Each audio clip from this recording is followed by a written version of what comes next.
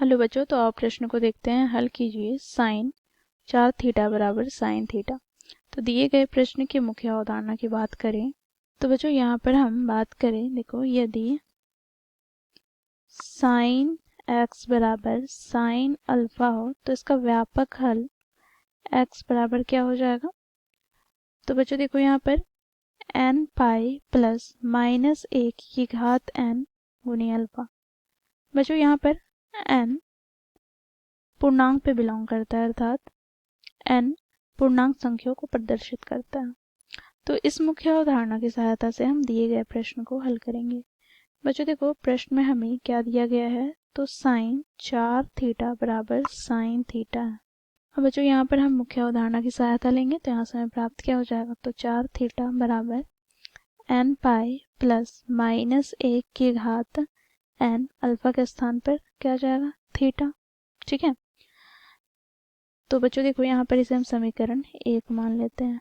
बच्चों यहाँ पर हम n क्योंकि पूर्णांक पे क्या कर रहा है, बिलोंग कर रहा है, तो यहाँ पर n या तो सम होगा या तो विषम। तो यहाँ से हम n बराबर सम संख्या है, यदि n सम संख्या हो। ठीक है, तो पहला कंडीशन यदि n सम हो, तो इस प्रकार n बराबर हम मान लेंगे 2 गुनी m, क्योंकि सम 2 का गुणज होता है। ठीक है, तो यहाँ से बच्चों हमें समीकरण 1 से प्राप्त क्या होगा, तो समीकरण 1 से हमें प्राप्त हो जाएगा बच्चों 4 थीटा बराबर, यहाँ पर n के स्थान पर 2m, तो 2 गुनी m पाई प्लस माइनस 1 की घात 2m गुना में थीटा। तो यहाँ से हमें प्राप्त हो जाएगा 4 थीटा बराबर 2 गुनी m पाई। बच्चों देखो यहाँ पर माइनस 1 की घात यदि सम हो तो बच्चों यह हमें धनात्मक ही प्राप्त हो गए, तो यहाँ पर प्लस का क्या हो जाएगा, थीटा। तो बच्चों देखो 4 थीटा में हम थीटा घटाएंगे तो हमें प्राप्त क्या हो जाएगा, तो 3 थीटा बराबर 2 गुनी m पाई। तो यहाँ से बच्चों हमें थीटा का मान प्राप्त हो जाएगा 2/3 गुनी m पाई। ठीक है, तो बच्चों ये तो हमें थीटा का पहला मान प्राप्त हुआ। ठीक है, जब n सम संख्या होंगे तो।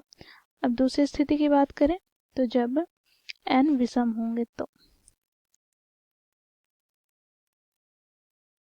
तो इस स्थिति में बच्चों देखो n बराबर हम ले लेते हैं 2 गुनी m प्लस 1, तो ये विषम संख्या होंगे।